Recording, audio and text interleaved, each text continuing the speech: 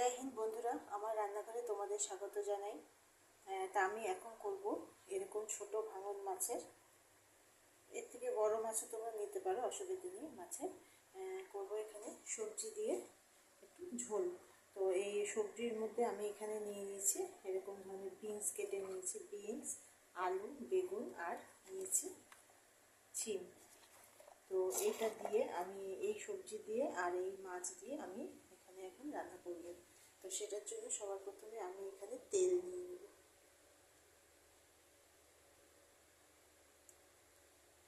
তেল দিয়ে আগে আমি মাছগুলোকে ভাজা করে নেব।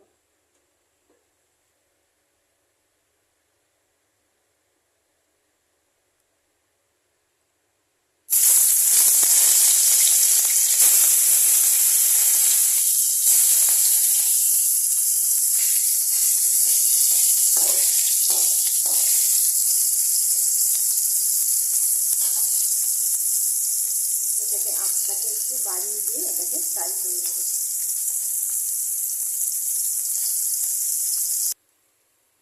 মাছগুলো আমার ভাজা হয়ে গেছে। এখন আমি এখানে আরেকটু তেল দিয়ে দেব। গ্যাসটাকে কমিয়ে দেব। তেলটা দিয়ে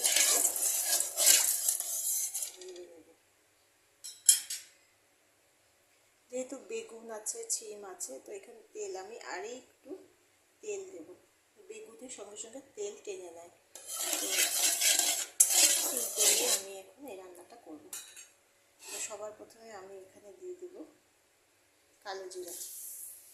কালো জিরা দিয়ে যতখানি আদা বাটা আছে তার আধা আদা বাটা আমি তেলের মধ্যে দিয়ে দেব।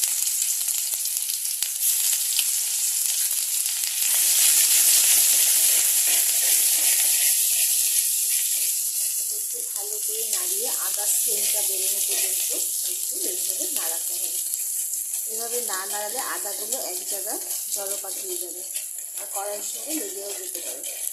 সেই জন্য কনস্ট্যান্ট এটাকে ভাবে নাড়িয়ে এরকম লেগে যাচ্ছে। তো এখন আমি কী করবো, এখানে এই সবজিগুলো দিয়ে দিব।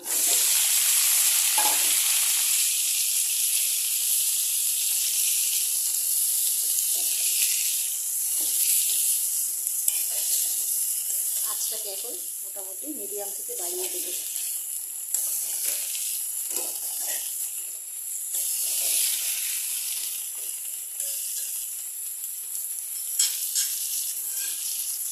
তারপরে আমি এখানে দিয়ে দিব লবণ।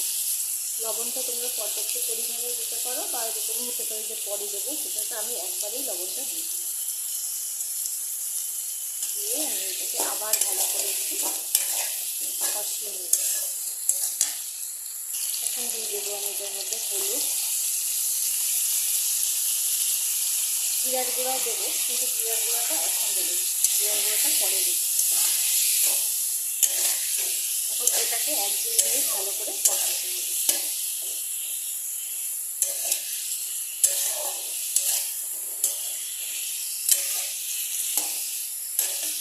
এটা কষানো অবস্থায় মাঝে যতক্ষণ আদা বাকি ছিল এই আদাটাকে আমি দিয়ে দিই।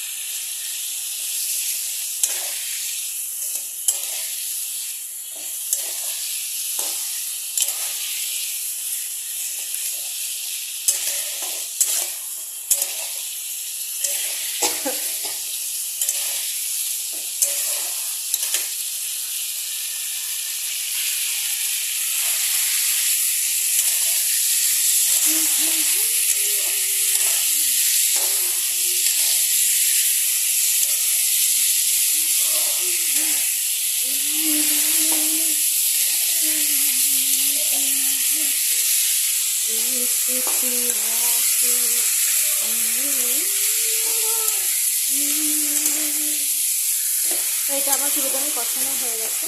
এখন আমি এখানে জল দিয়ে দেবো। একবারে পর্যাপ্ত পরিমাণে জলটা দিয়ে দেবো। যেহেতু এটা ঝোল ঝোল করবো, লাইট ঝোল করব, সেই জন্য জলটা সেই বুঝে দিতে হবে। কারণ ঝোল গ্যাস বদ্ধ হয়ে করার পরে ঝোল থাকা অবস্থাতেও এক সময় কী হয়, বেগুন, শিম এগুলো কী করে ঝোলটাকে টেনে নেয়। সেই জন্য ঝোলটা সেই বুঝে এভাবে দেবো। দিয়ে গ্যাসটাকে কমিয়ে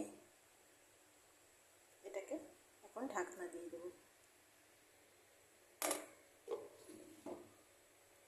ঢাকনা দিয়ে 5 থেকে 7 মিনিট এটাকে ফুটতে দেব।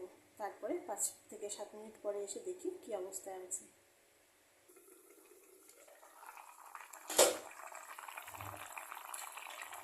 ঝোল পুরো ফুটছে টকবক করে। এখন এটা মোটামুটি হয়ে গেছে। এখন আমি এটার উপর দিয়ে এই জিরার গুঁড়া ছড়িয়ে দেব পরিমাণ মতো। তোমরা বুঝে তোমাদের জিরার গুঁড়া তোমরা ছড়িয়ে দেবে। জিরার গুঁড়াটা ছড়িয়ে দিয়ে এখানে এই কাঁচা লঙ্কাগুলো দিয়ে দেবো, তার সঙ্গে এখানে ভেজে রাখা মাছগুলো দিয়ে দেবো।